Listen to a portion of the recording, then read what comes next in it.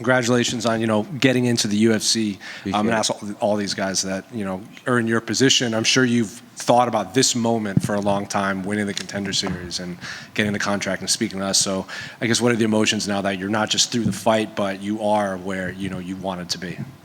Yeah, I mean, before the fight, I just kept visualizing it already. I'm like, I'm in there already. Like, I just need the opportunity. And, I didn't care how big the dude was, how scary he looked. It's like, it didn't matter. I was like, I'm in the UFC already. Like, and I got so many messages, like support systems and the signs I was seeing, and just looking at around, I would see so many signs. Just, I don't know, I feel like it was just God giving me a sign. Like, this is really my time, and I just capitalized on it. And you seen what happened. It seems like, after that performance, it was pretty much locked in that you'd probably get the contract. Is that what you thought? Like, as soon as you won, you're like, all right, I guess I'm a UFC fighter now. Yeah, come on now. You seen that against that guy? Yo, if I don't get a contract, I'm taking everybody out in this arena. I see your knee wrapped up a little bit. I guess physically, how are you feeling after that? No, I'm good. It's just a little bumps and bruises, but I'll get it checked out. I think I'm good. We ask all the UFC fighters this question. Like, when do you want to fight again now that you are officially in the UFC? Yeah, I mean, they don't really got that many Americans. I feel American top 10 fighters, and I want to get that ranking up as fast as I can, take out as many big hitters as I need to get my spot solidified and start making that big money, because I got a lot of mouths to feed. I got 7 brothers. I got a mom back at the house. Like, they're still going through it, living out Section 8 in San Pedro, California, and I'm telling you, it's the gutter, like. And I'm just trying to get my family out of there. I moved to Miami, so I'm like, when I moved to Miami, I was even in the gym for 4 months straight by myself. Like, there was like 15 other fighters there. It was a rough start, but I just got the momentum going, and then I haven't stopped. And look where I am today, thanks to my coach and all the guys at the gym just keep pushing me, and my manager putting me in the right positions. I feel like I'm limitless, and I'm really down to get going as soon as possible so I can get this bread, bro. I'm telling you, that's the only thing missing in my life. I got God, I got family, I got love, I got a support system, coach, a roof over my head, but, I just want to feed my family and feed the people around me. Last one for me. This might be a strange question, but fighters, there's a group of fighters that, they're fighting for this is their job and this is how they make money, and that is what is important. The belt is cool, but, that's not the end goal for them. It's to make money. Then there's the fighters that they want the UFC belt. That is their life's goal. Are you in the camp of this is how you are going to provide for your family, and if the belt comes, it's cool, but it's the money that is the most important? Yeah, I mean, one way or another, I know I'm a hustler. I want to make money outside the UFC, but with these fights, it's only going to build my brand bigger, build my name bigger, and the more opportunities are going to come. So I want to get in there to have more fights, so more, it'll just bigger things keep coming after another. Like, I know this was a big start already. I got big shoes to fill, and I'm down to keep it going. Like, let's go, whatever it takes. So the Kevin Holland path, just fight as much as possible. Yeah, bro. I mean, just get this bag. I'm telling you. And I'm just trying to sell tickets, bro. I mean, I want to motivate the youth too. Like, everything's possible. I'm telling you, if you see me when I was 18, dude, you would think I had something special in me, but I just didn't know what it was. But once I stepped in the MMA gym, I found my purpose, and I was like, yo, nobody believed in me. Had 10 Muay Thai fights, and people believed in me, of course, but it wasn't as big as it is now, of course. So yeah, it just took time, a lot of patience, and staying down to the come up, 10 toes down. That's all it's been. Christopher, congratulations on the victory. Obviously, you've been through a lot in California. I know you still want to provide for your 7 brothers and mom. With the UFC, you now have a bigger platform to do more charity things, and the more you win, the more you can do for your state. So is there any goals you have to help out California after you achieve the dreams of helping your family?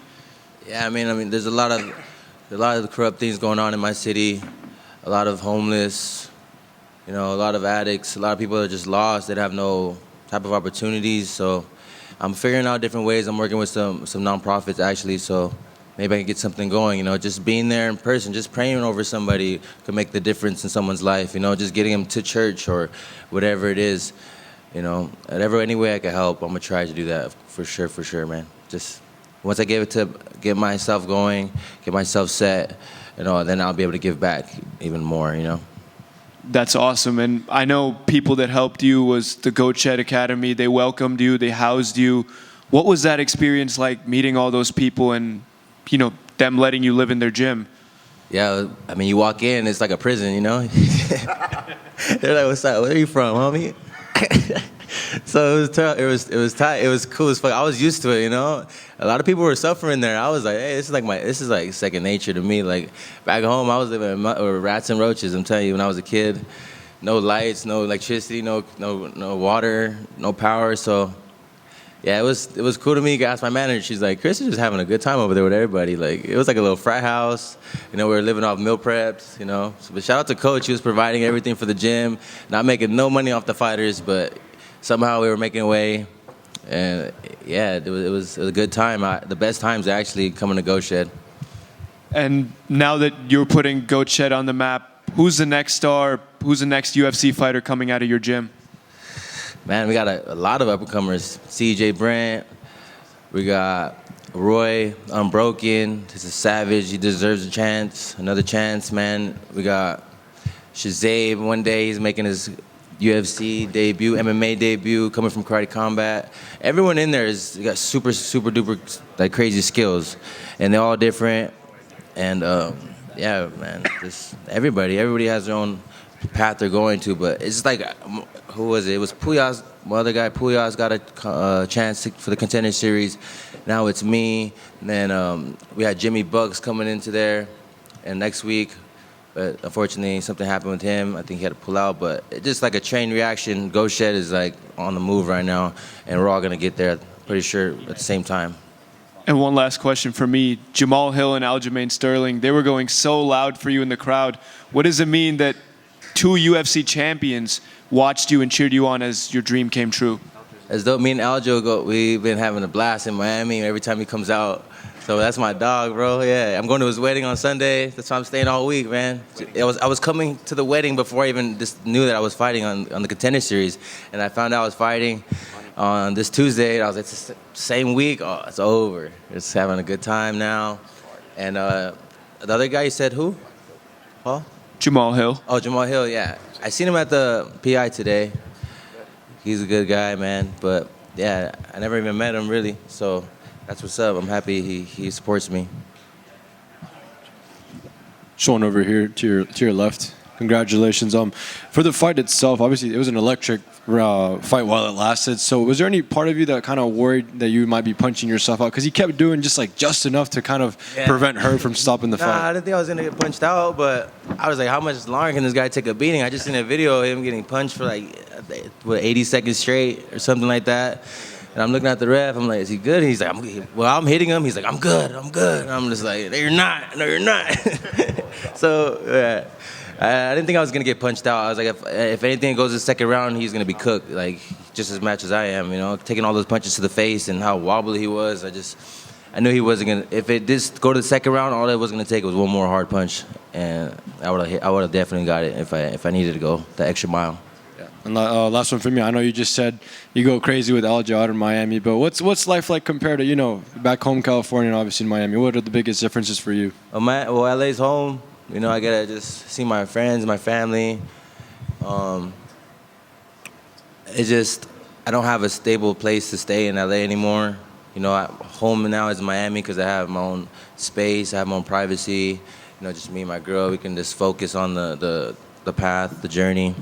The career, my MMA career. But going to LA, it's more just to see my people, get rejuvenated by all my love over there, take it back to Miami and just fuel me, But yeah, I would like all my family to move to Miami one day. I've been in LA my whole life before that, and I ran it up, bro. Like, I've sucked everything I can out of it, no Diddy. But I got everything I could out of LA. The gyms, the fighting. I went to all the gyms. I've tested it all, and Miami is like, there's another level of opportunity out there. The Miami effect is real. I see everybody. I was eating dinner the other day, and I seen Jamie Foxx right next to me. Next, we're on a yacht, eating at the nicest restaurant on a yacht. Kiki on the river, just having a good time. Like, life's a movie in Miami. John Jones, hanging out with John. Yo, tell you, come check it out one day. Hit me up. Come by. I got From you. Miami. Congratulations, man. Thank you.